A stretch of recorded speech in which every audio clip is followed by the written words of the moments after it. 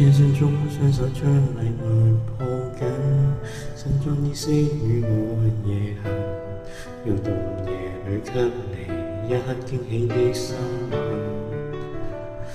很相信用祝福你大一歲，前來你的小小堡壘，卻發現他也帶着你心愛玩具。我彷彿玻璃鞋進水，一點點玻璃鋪於心裏，你快1分鐘想出一句，就算我會滿意你新居。緣情愚弄我吧，我此行回家沒有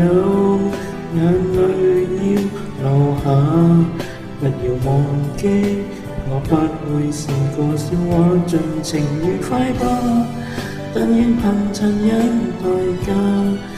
來年將生命美麗升華。若忘掉你，感覺很差，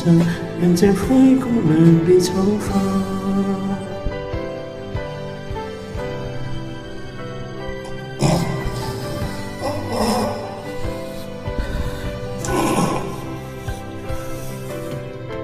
車廂靜音通知未就到此，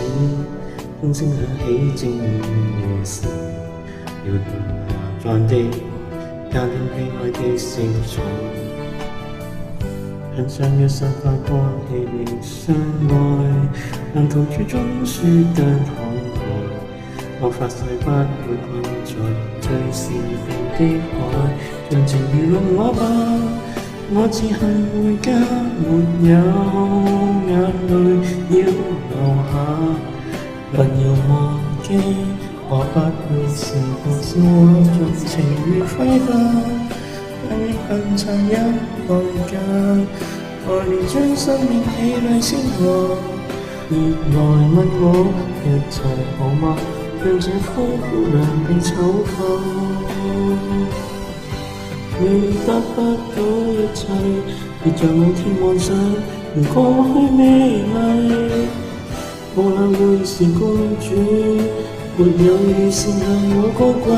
盡情愚弄我吧，我只恨回家沒有眼淚要流下，不要忘記我不會是個笑話，盡情愉快吧，但願憑殘忍代價，來年將生命美麗升華。若仇恨你，感覺很差，無奈這灰姑娘絕不怕。